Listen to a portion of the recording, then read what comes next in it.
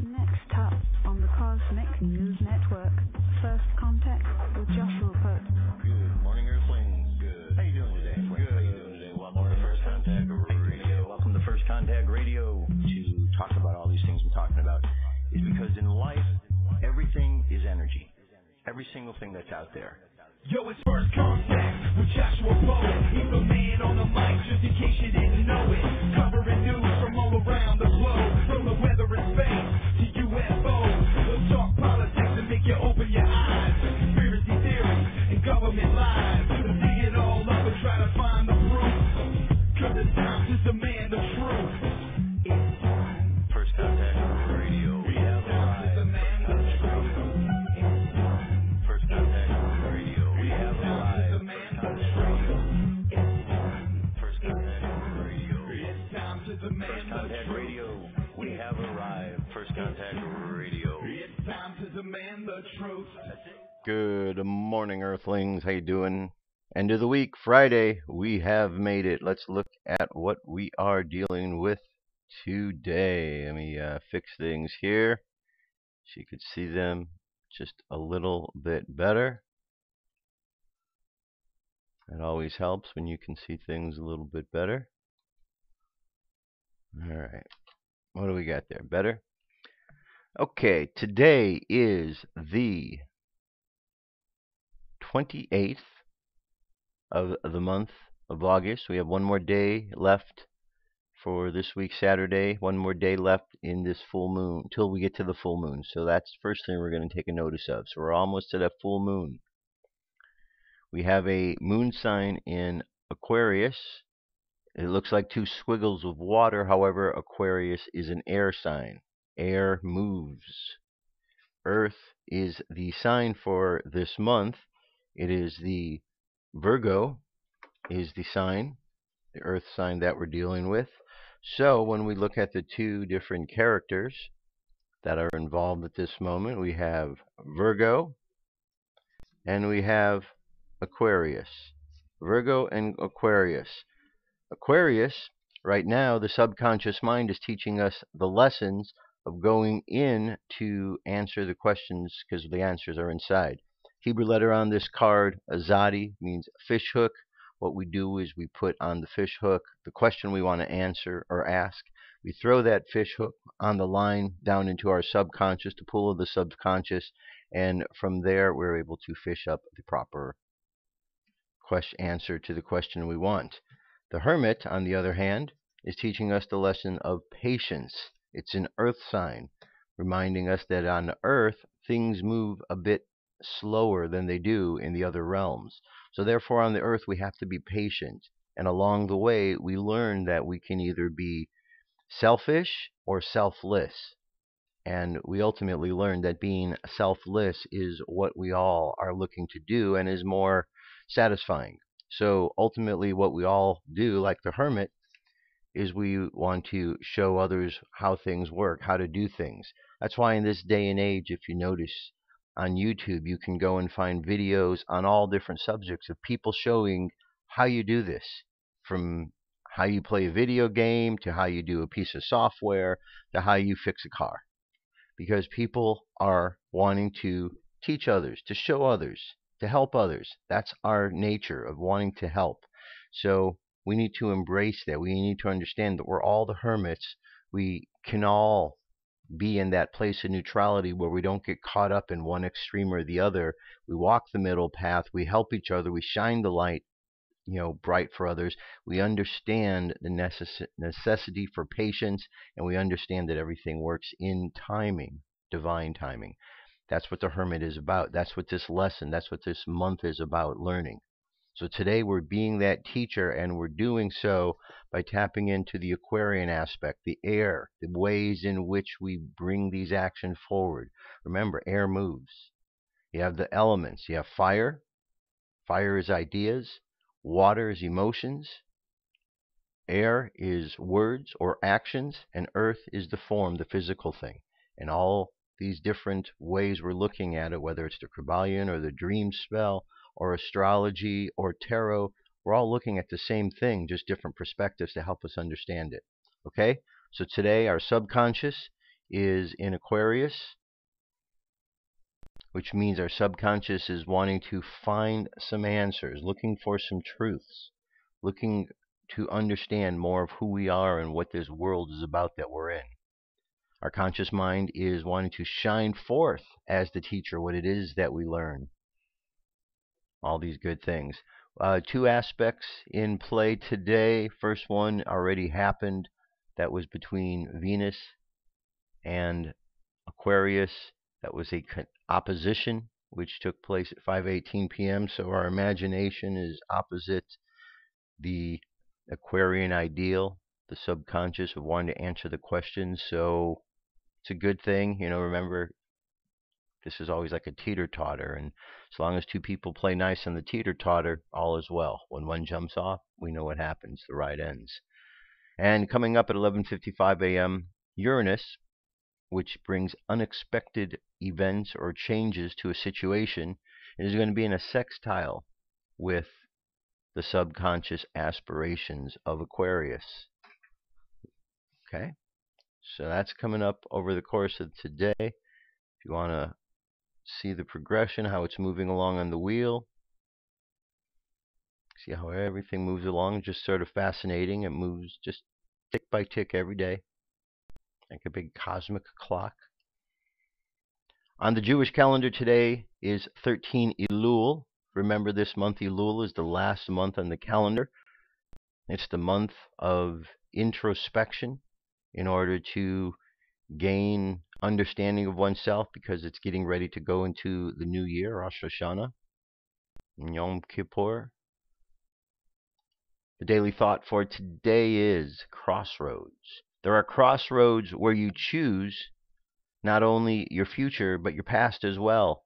Take one road and your past becomes an irrelevant and forgotten dream. Take another road and even the darkest past can become a magnificent frame for a moment of glory, the moment for which your soul was formed and all the past was made. Very interesting, very cool. Mayan Oracle today is a 4-tone day. 4 is called the self-existing tone. Blue is the color of transformation. The hand is the daykin, and the guide is the night. So today would be called the blue self-existing hand guided by the night. Okay? The hand is about accomplishment. Self-existing tone is exactly as it says. The numbers have progressed, and now the self-existing tone can take form, can move through the life. Table has 4 legs. You get the idea. A chair has 4 legs, so there's something self-existing, something more stable about that situation. Transformation, the color of blue, and the guide is our dreams, our subconscious. So there's some synchronicity with what we see on the astrology for today. The phrase for today is, I define, in order to know, measuring, healing. I seal the store of accomplishment with a self-existing tone of form. I'm guided by the power of balance. And today is one of those galactic activation portal days. Remember I said there's 10 in a row. Normally there's only one. You got one here, one there, one there, one there. Here we have 10 in a row, reflecting the 10 in a row 2 columns over to the left. So it just means an intensity of the energy of the day. So just something to be aware of, throwing into the mix with everything else. Just about to the full moon, 98% of the way there tomorrow. We will be at the full moon early in the morning. Solar wind currently at 342.4 kilometers per second. Planetary K index has subsided a bit. We're at a 3 at the moment, but we could get back up to a 6. Coronal holes have moved over. This was right in the middle before, but we still have a whole lot of space, so to speak, in the middle of the sun here, which will be facing our way over the next couple of days. One thing, just note, a lot of times during the day, we feel there's a lot of energy during the day. We feel this intensity of what's happening, and it is reflected in the weather. And there is a correlation, like yesterday here in Los Angeles, it was unbearably hot. And yesterday we were in the middle of a solar storm. So I note the days that when we're having the solar storms, that's the purpose of reading through this and going through to understand. And that way I can chart and see on those days what's the weather like in the area where I'm at. And you can do the same thing where you are. That's the purpose of this. Look to see what's going on around you. What is the cosmos? What is the energy around you doing? And when the sun breathes, the planet has to take in that energy, and it affects us. There are those who think negatively, but we're all receptors of this energy, made up of the same essence of all of this energy. Therefore, all we have to do is open ourselves up to receive this energy and to allow it to do what is natural. What is natural. So the M-class flare possibility is at 60%. It is dropping slightly. And the M-class flare or the geomagnetic storm activity, well, in the mid-latitudes it seems like it's subsiding. It's 40 now, going down to 30. In the higher latitudes, it is going down from 60 to 40. So things look like they're subsiding over the course of this weekend. And the last thing is the sky for tonight, Friday the 28th. By the time it gets fully dark, Cassiopeia has risen as high in the northeast as the Big Dipper has sunk in the northwest. Midway between them, a little higher, is Polaris. Okay, so there you go. That is our cosmic weather today. Remember, it's just a way to look at the energy around us. Everything is energy, as we are understanding more and more. With everything being energy, it would do us wise to be able to look at the energy and know what we are about to walk into. And all of the codings of it are here, very basic form. And that's what we're learning. That's what cosmic weather is. Okie doke, okie doke. UFO news is up next.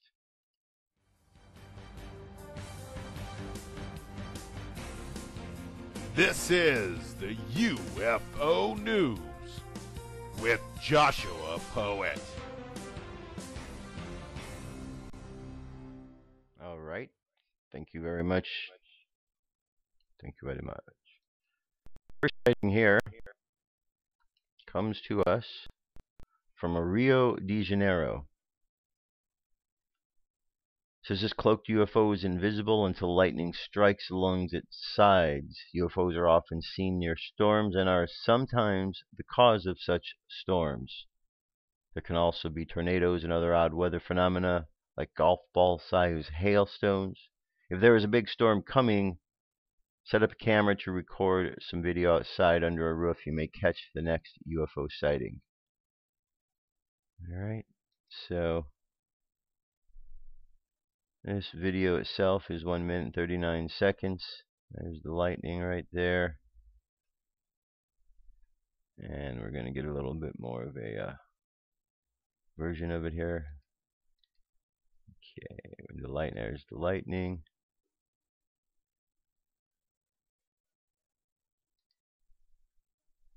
Alright, it's very quick.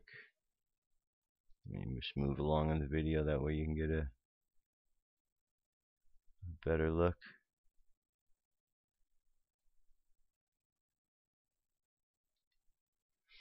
Okay, so again, there you go. At the very end, you can see it a little better once the filters are different and applied. It's right in here. It's just like what the still shot is. So check it out. Enlarge the screen. You'll be able to see it much better. Alright, next one. This is up at the moon. The other day I showed you some stuff at the moon. This is some more. Circular UFO has been crossing the surface of the Earth's moon many times, often making shadows on the surface. This one, however, looks to be in Earth's orbit. This UFO researcher, Richard 205 Maria, caught this one, and it's fantastic. It's a stealth black disc, black, so that when it is in deep space, it's not visible to the naked eye. Okay, and here we can see the video, 1 minute 47 seconds long, of the black UFO crossing the moon.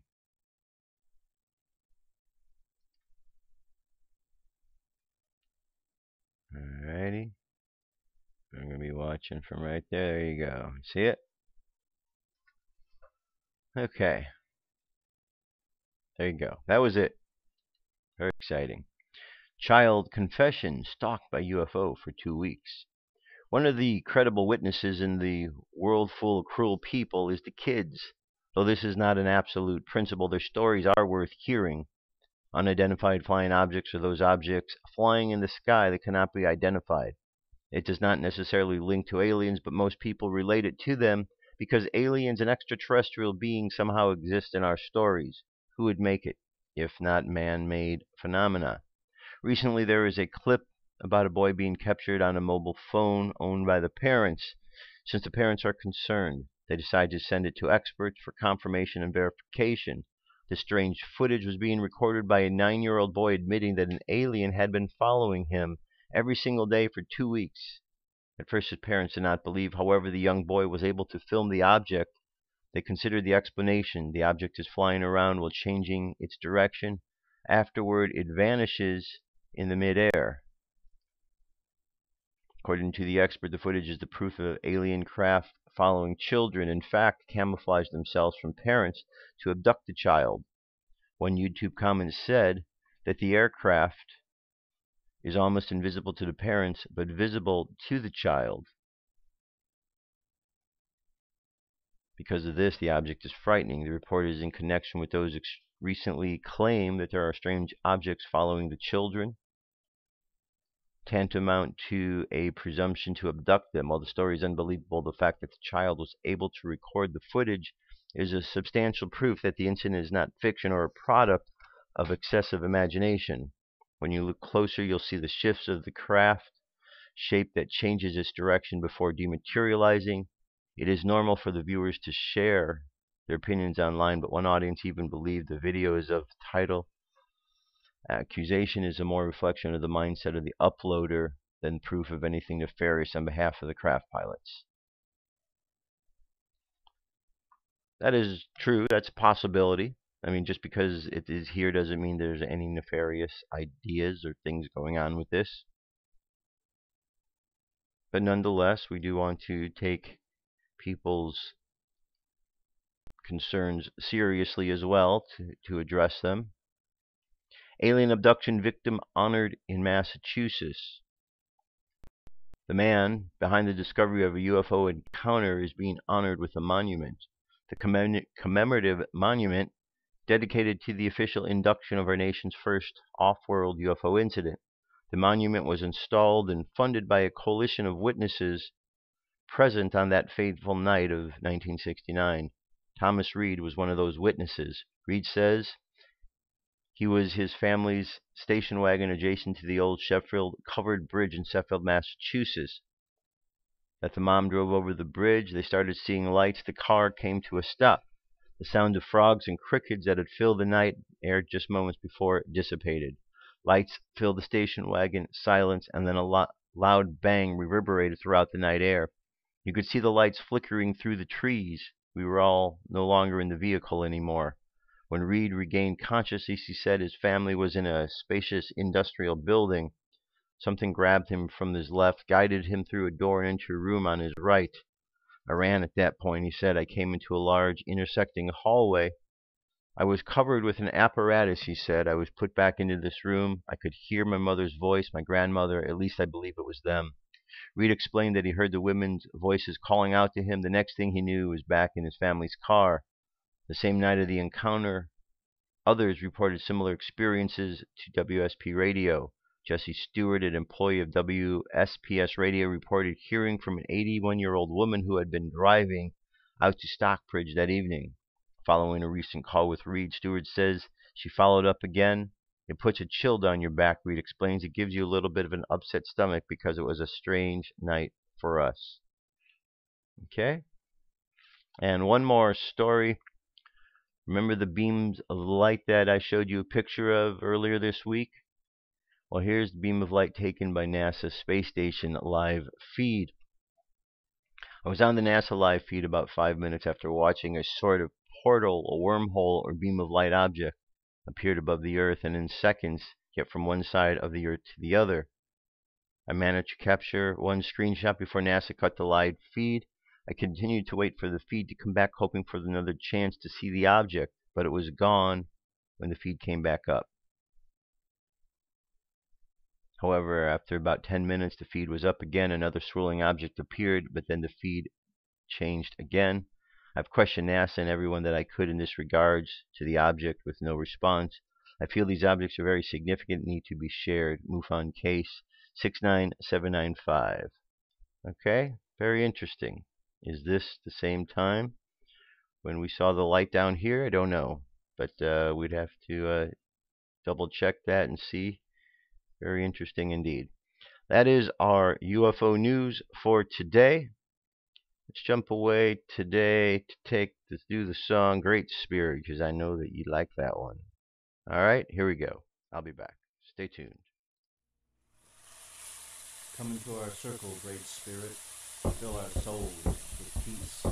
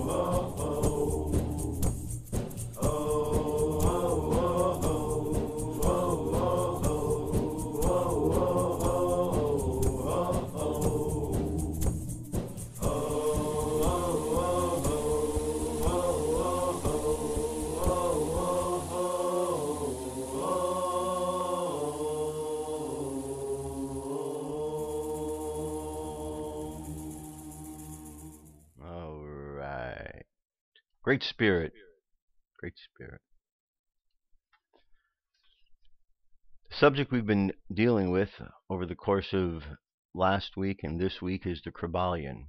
The Krybalion is a book written by the three initiates that is a book about Hermetic philosophy. the science of the Hermetics. Hermetics, if we notice the word in there, has within it the word hermit. Hermit being the symbol of the teacher, which is what we are dealing with as we're looking at this subject. The teacher here, the hermit, is holding the lantern high for others to see, shining bright the wisdom, because the hermit understands the principles of Hermetic science. Now, they are principles of life. They're just the principles that they are using, so they're more than just the Hermetic science. They're principles of life itself, and they're shining it for others to see. Okay? So that's what this whole connection thing is all about. There's so many connections, and when we really look at life on a daily basis and see the connections, it's always amazing. So a quick review of what we've gone over so far. The first principle is the principle of mentalism. The principle of mentalism. The principle of mentalism says to us that the world is one giant mind. Everything is one mind, the all. And the all, no matter how big or how small, is completely contained within and without itself. So there's nothing than the all. And this all, this giant mind, according to the second principle of correspondence, corresponds to every other aspect of it. So the biggest part corresponds to the smallest part. An example would be the ocean and a drop from the ocean. A drop from the ocean contains with it all the same properties of water as all the rest of the ocean, but it's not the whole ocean. The whole ocean is the whole ocean. So this is the same thing, that the bigger part corresponds to the little part and vice versa. The next principle that we get into here, maybe you see it better if I...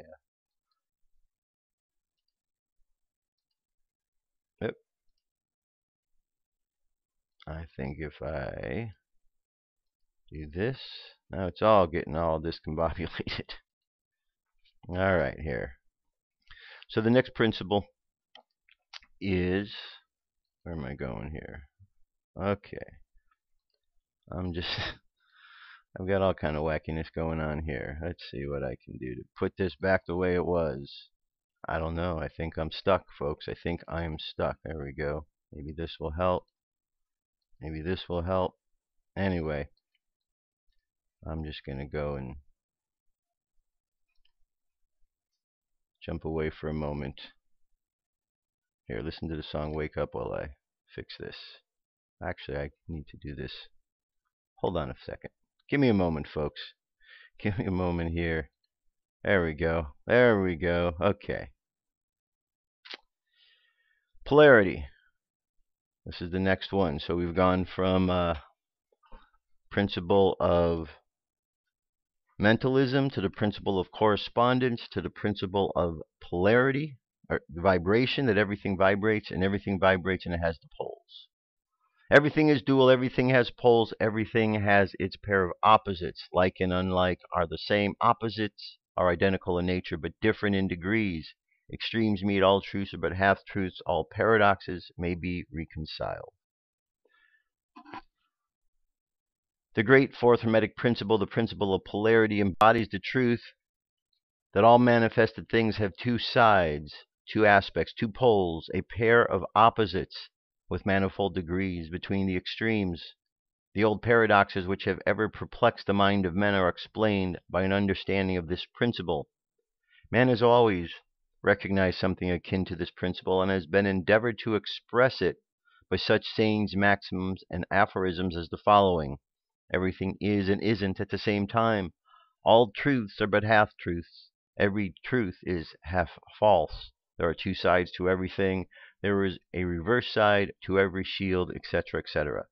The Hermetic teachings are to the effect that the difference between seemingly diametrically opposed to each other is merely a matter of degree. It teaches that the pairs of opposites may be reconciled and that the thesis and antithesis are identical in nature but different in degree, and that the universal reconciliation of opposites is effected by recognition of this principle of polarity. The teachers claim that illustrations of this principle may be held may be had on every hand, and from an examination into the real nature of anything. They begin by showing that spirit and matter are but the two poles of the same thing, the intermediate planes being merely degrees of vibration. They show that the all and the many are the same, the difference being merely a matter of degree of mental manifestation. Thus the law and the laws are two opposite poles of one thing. Likewise, principle and principles, infinite mind and finite mind. Then passing on to the physical planes, they illustrate the principle by showing that heat and cold are identical in nature, the difference being merely a matter of degrees. The thermometer shows many degrees of temperatures, the lowest point being called cold, the highest heat. Between these two poles are many degrees of heat or cold. Call them either, and you are equally correct. The higher of the 2 degrees is always warmer, while the lower is always cooler. There is no absolute standard. All is a matter of degree. There is no place on the thermometer where heat ceases and cold begins. It is all a matter of higher and lower vibrations. The very term high and low, which we are compelled to use, but are poles of the same thing. The terms are relative. So with east and west. Travel around the world in an eastward direction, and you reach a point which is called west at your starting point, and you return from that westward point. Travel from the north, and you find yourself traveling south, or vice versa. Light and darkness are poles of the same thing with many degrees between them. The musical scale is the same, starting with C. You move upward until you reach another C, and so on. The differences between the two ends of the board being the same with many degrees between the two extremes. The scale of colors is the same, higher and lower vibrations being only the difference between high violet and low red. Large and small are relative, so are noise and quiet, hard and soft follow the rule. Likewise, sharp and dull, positive and negative are two at the same poles of the same thing with countless degrees between them. Good and bad are not absolute. We call one end of the scale good and the other end bad, or one end good and the other end evil, according to the use of the terms. A good is less good than the thing higher in the scale, but that less good thing, in turn, is more good than the thing next to below it, and so on. The more or less brings regulated by the position of the scale. And so it is on the mental plane.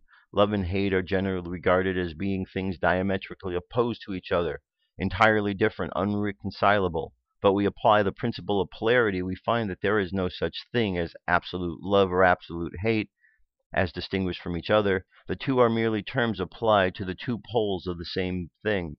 Beginning at any point of the scale, we find more love or less hate as we ascend the scale, and more hate or less love as we descend the scale. Thus being true, no matter from what point, high or low, we may start. There are degrees of love and hate, and there is a middle point where like and dislike become so faint that it is difficult to distinguish between them.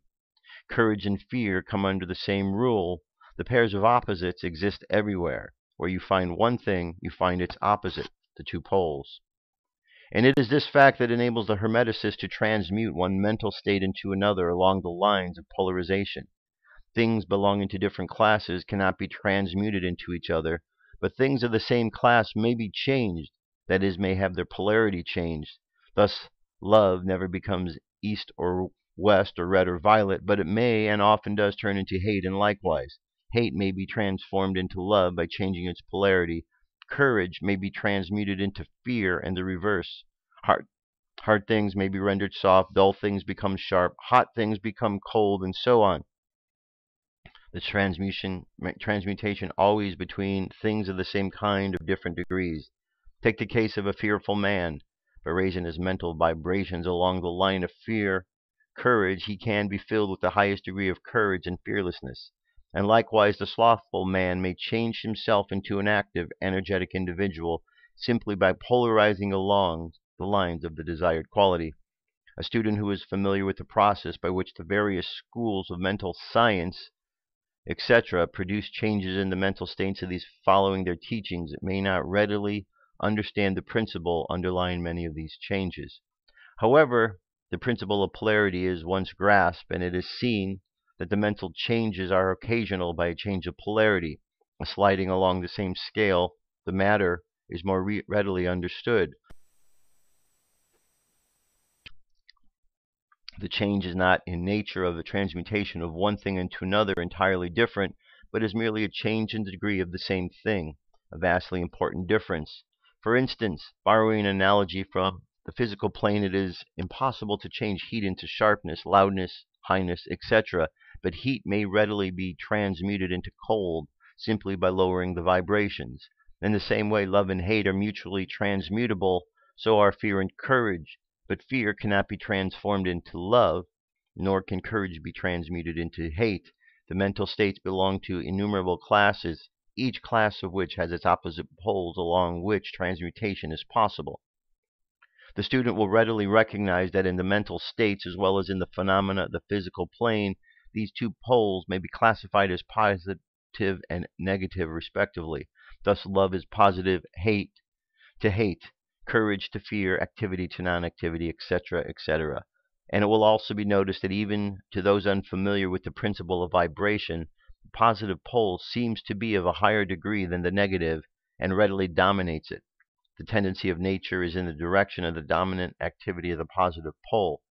In addition to the changing of the poles of one's mental states by the operation of the art of polarization, the phenomena of mental influence in its manifold phases show us that the principle may be extended so as to embrace the phenomena of influence of one's mind over that of another, of which so much has been written and taught in the late years.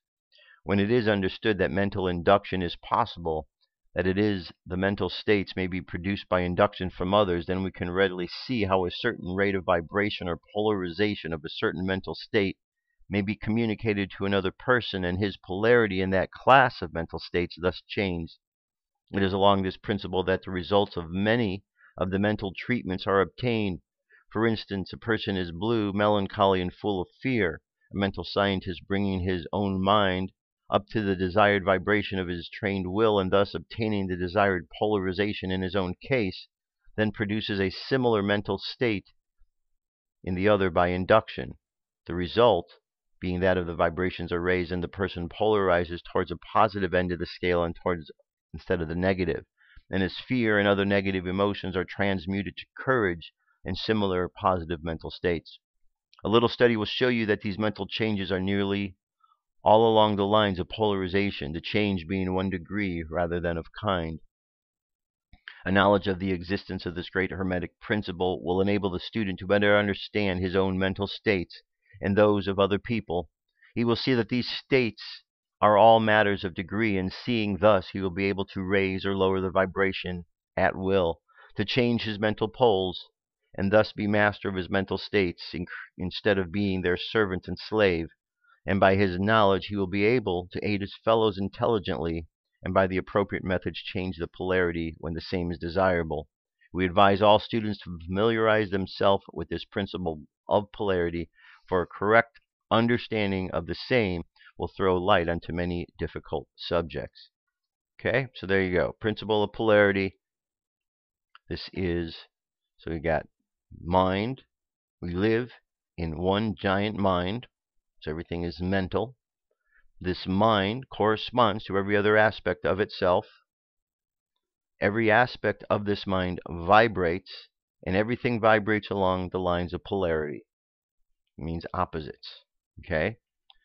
We're going to continue over the next of these next week, which moves into rhythm, because once we know about the vibration and the polarity, now we're going to look at the rhythms, the cause and effect, and then finally the gender.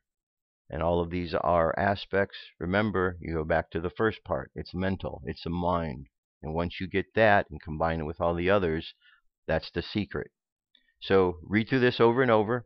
I do the same thing, and I find a lot of value in reading and meditating. I just read a little bit and then meditate on it. Not even a whole chapter, sometimes just a paragraph, just sometimes a phrase, just whatever it is to learn.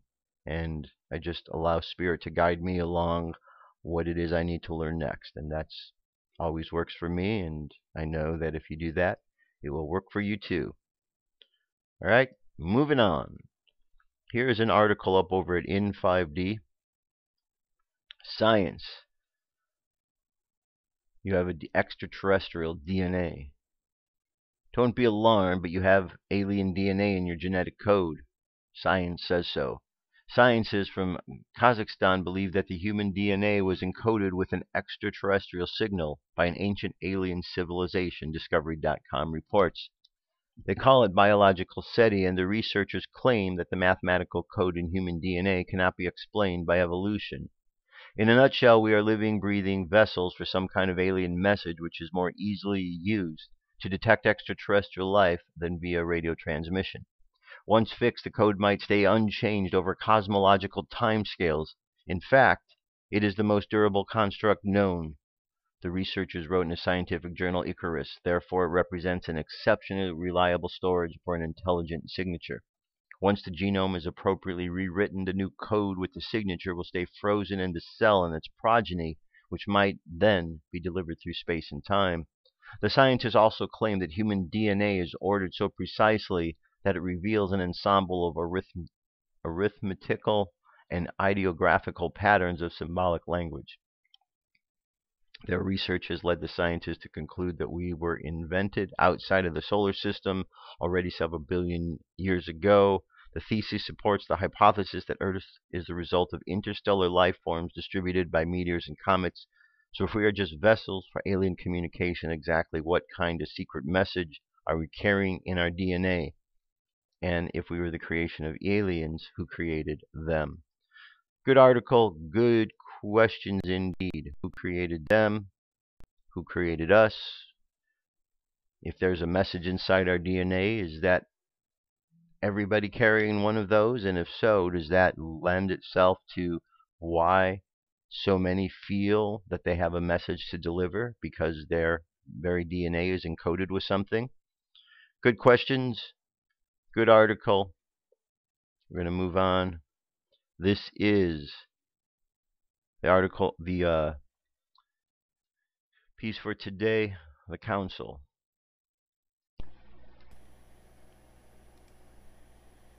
Value.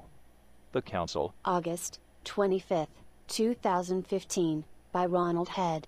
The Council. Today we will speak of value. This is not a subject we have addressed here before, but we feel that at this time it may be well to do so. What is value? How may it be best determined? Is it being determined in the best way today? Let us suggest today that perhaps the understanding of what value is may need to be modified somewhat.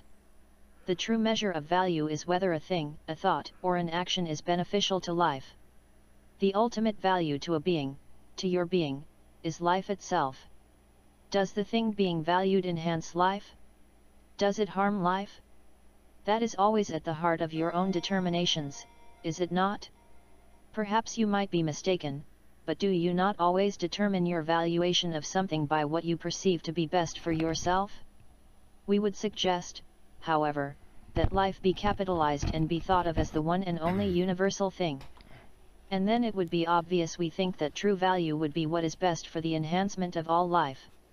Now, you may not feel as though you are the best judge of what is best for all life. And that may very well be true.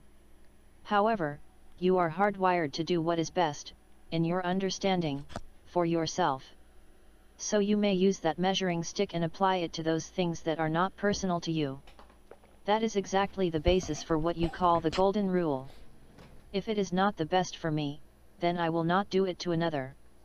If it would not benefit my life, I will not do it. Period. Ah, but what if one is short-sighted? What if one is only concerned with one's own immediate gratification? That is precisely the major problem on your world today, is it not? And we suggest then that the remedy is for you, as a species, to make the simple change from self-gratification to concern for life itself. What is best for all? What will be best over the long term? How can we, improve the quality of life? That would quite likely be different from the answer to how can I have more? And that is why you do understand that those who think and act in that higher way deserve to be held in greater respect. These are not ideas that are unknown to you. They are not secrets. They are things that your world has, for far too long, chosen to ignore. And that disregard for the consequences to others, to life itself, has led you to your present situation. Whether one chooses to see it or not, your world is on the precipice of the collapse you have been warned of for many decades. We think that perhaps it is time for your societies to rethink where they are going. Now, lest this message get too dark, let us say that we see your world waking up to these things in many, many ways and in a great many places. You are not being told of this, because it is not yet perceived that good news sells. But that too will change in time. The value, the benefit to life, of love, of caring, of helping, of lifting others, other beings, life itself is being recognized and spread everywhere. This is beginning to be seen and felt. The calamities that happen in places far away are bringing humanity to humanity. That is a cute turn of phrase, is it not? You are learning to value the quality of life that other beings have as much as you value your own. You are learning to come together for the benefit of all. And when your environment threatens you, you are beginning to even consider your environment. It's funny how that works. You may even begin to outnumber those who refuse to think in these new ways. It could happen. It is happening. This is and will continue to be the effect of your expansion of consciousness. It is also one of the main reasons for the need to expand your consciousness. And it is the reason for us always telling you to learn to live from your heart. That is living in empathy and compassion, you see. That is concern for life. That is value. That is the true measure. And when one of you begins to live in this way, it has effects upon the mind and the body. The entire life will be transformed. The energy in which you find yourselves now is enhancing this as never before. We have spoken of this repeatedly in recent messages. The energy signature of your planet is being raised by you and is raising yours, as well.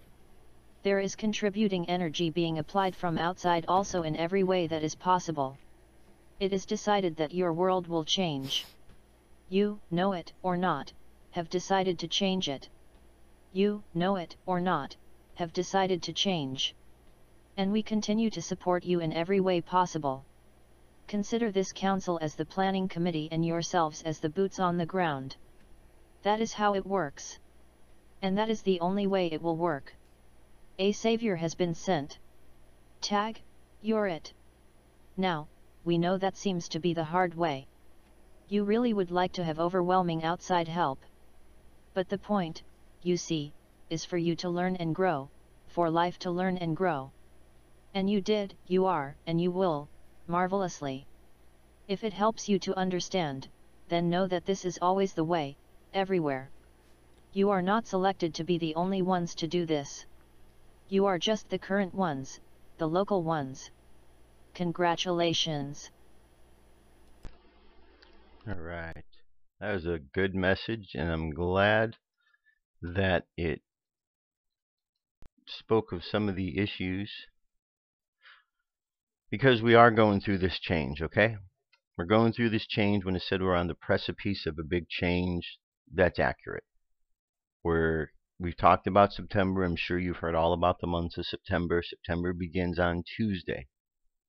So we've heard everything from martial law being put in place, to Jade Helm maybe being involved with that, to various false flag events, to the blood moons that are occurring. We have the Jewish calendar is beginning the new year. We have the stories of asteroids maybe hitting off of the East Coast towards the end of the month of September. A lot going on. Is any of this going to happen? Is there going to be a market crash? Some people are concerned about that. Is there going to be a civil war? Others are concerned about that. A lot of things coming to a head during this month of September. So, what we need to look at is we need to use our sense of discernment to understand what is happening. Not to get caught up into little individual stories, but look at a bigger perspective. For example, there is a political race going on in the United States. You could very easily choose sides and say, I'm on the Democratic side, I'm the Republican side, or you could be an independent. And this game has been going on for a long while. And over the years, people have become used to their leaders, their politicians, being dishonest with them or telling them they were going to do something and then not be able to do it. Well, we as a society of people, not just in America but around the world, have grown tired of the lies. There is more truth coming to the planet. The planets and the alignments of them are encouraging more people to be truthful. As such, we have a person like Donald Trump steps into the ring and is speaking directly in a way different. That is what the change is, that there's a change. And as he is speaking, you'll notice that others are following that tone. Others are beginning to stand up and be a bit more courageous and speak a bit differently about America than they did in the past. That's a positive thing. This isn't about politics. It's about people are gravitating to a bigger idea because this person presenting this is not carrying all of the baggage and is a person who is known for saying something and then doing it, as opposed to what we're used to. If we look around in life at the media, there's been stories in there, positive stories, where we see people have stood up and against terrorists in various countries and situations. That shows that there's heroism in this country. If you look around through the world, just on small levels, looking where you're at, in the cities that you're in, and just notice people's behavior. People are starting to act differently. There's a change in the air. So while we hear that, yes, there is a possible crash and collapse, there's another side to that story, because we live in a universe, a mental universe that has various poles. One pole says that there's going to be death and destruction and all of this chaos. But the other pole takes us the other extreme, the other way, where there's perfection. None of that problem. We want to find our way in the middle. We want to find our way in a nice place of balance. We don't have to get caught up. Just remember, it's a mind game. Big mind trick. And all we have to do is use our Jedi mind skills so we don't get caught up in all of the illusions. That's all. We've been taught over the years. Now, one of the things I do want to bring up before we jump into the Warrior of the Light reading today is I want to give a little more clarification on something. This character here represents Capricorn. It represents the Earth. And I said that this character is all about illusion, that there isn't a character like this. Well, I just want to make sure I give some clarity to what this understands, because you'll say, well, we see statues like this. We've seen things and images like this. Yes, there are those type of images. But what we have right here is we have a star. See this star right here? This star is upside down. When a star is right side up like this, what it represents is, think of a person. You got a head, 2 arms, and your legs. There's your star. The crown chakra is at the top. When the energy is coming through the crown chakra, it can go through your entire vehicle. It's entering through the spiritual channels, the highest sources. Therefore, the energy that's being used is all being used and coming from a spiritual place. Here, we have that star upside down. So imagine if this is the head, the top of the star, and you flip it upside down, what have you got? You've got a star or a person upside down. And what is this? That would be the butt, right? So where's the energy entering from? The butt, the root chakra, the chakra that's dealing with sexual, primal, earthly energies. So all it is a misuse of the energy. The energy and the understanding of how it works is misunderstood because it's been flipped upside down. All we have to do is flip from that pole so the energy rises from that root chakra to the higher chakra. And as we raise up, we change this illusion. That's what this is all about. So this character does exist because there are those who are caught up in the misuse of this energy. But those who are using the energy properly, allowing it to come through the crown chakra, are using the energy in a way that is more effective. It's not devilish to do this, though they use the term for this. It's not evil. It's just a misuse of energy, using the energy upside down, ass backwards, as I like to say. Okay? Just wanted to clear that up so you understand. Now, as warriors of the light, we're going to look at our next passage for today. This is page 95.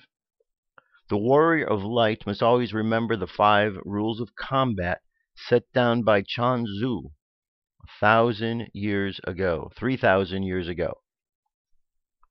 Faith. Before going into battle, you must believe in the reasons for the fight. Companions. Choose your allies and learn to fight in company, for no one ever won a war single-handed. Time. A battle in winter is different from a battle in summer. A good warrior is careful to select the right moment to begin a fight. Space. One does not fight in the same way in a mountain pass as one would on a plain. Think about your surroundings and how best to move around in them. And strategy. The best warrior is the one who plans his fight. Those are 5 good rules of combat: faith, companions, time, space, strategy. Let's go over to our meditation for today. Close your eyes. Take a deep breath. And exhale. And another deep breath. And exhale again. And just continue to breathe and just imagine seating, looking at the world and just seeing a world of energy around you. And as you observe this energy around you, you observe the subtle degrees of this energy. You see the fire, you see the water, you see the air, and you see the earth. You see the subtle degrees of this energy and understand how all of this energy mixes together to create the fabric of life that we live within and that lives within us. And as we contemplate the various ways in which this energy works, we understand the mental nature of the universe. We understand that the smallest drop corresponds to the largest part. We realize that all things vibrate and are in movement, and that all energies are grouped together in poles that allow us the opportunity to mentally change one condition to the other. We understand that the world is going through a change, and despite the continual looking at the darkness before us, there is a great movement of beings looking at the light and directing us towards the light. And we understand that we are all teachers, hermits, who have gone within to find the light and bring it forward to shine bright for others. And that by shining the light for others to see, we help the world evolve, knowing that we are all in this together. And as we strengthen each other, we strengthen each other, ourselves, the whole world. So let us go forth this weekend with this full moon upon us. Let us go forth honoring the energies that make up who we are, honoring the programming that has been built into our very cellular body and in the very essence of the energy that makes up who we are. And take a moment to thank God, the great Creator, the Mother, the Father. Thank you, God, for the blessings you have shared with each and every one of us upon this planet. We pray this day that we understand these blessings even more than the day before, and that we find a way to use that which you have so generously given to each of us. Let the subconscious mind continue on the journey of seeking out all the goodness, And let's bring the conscious mind back to the present moment on the count of 3. 3 coming back to the present moment filled with confidence. 2 coming back to the present moment filled with faith. And 1 coming back to the present moment happy, healthy, and whole. Happy, healthy, and whole. Take another deep breath. Exhale. And open your eyes. That's it, my friends. That is it for the week. Thank you very much for being here. Lots of stuff to go back, reread, videos to watch, and just enjoy the weekend. Got a nice full moon coming up. I believe that happens just shortly after 3 o'clock Pacific time in the morning. So if you're up in the middle of the night, catch that full moon. It should be pretty awesome. It's a full moon in Aquarius. Aquarius is an air sign. It's all air, deals with the words and the actions. So this is a full moon in Aquarius. You can go online, you could read more about that. Just Google full moon in Aquarius, and you can learn all you need to. There's plenty of links at the website. If you want to go check it out, Earthstar Mag is a great link to go and read up on what's taking place. That's it. I'll be back next week. Have an awesome weekend. Enjoy the full moon. I love you. Keep loving each other. Peace. I'm out of here.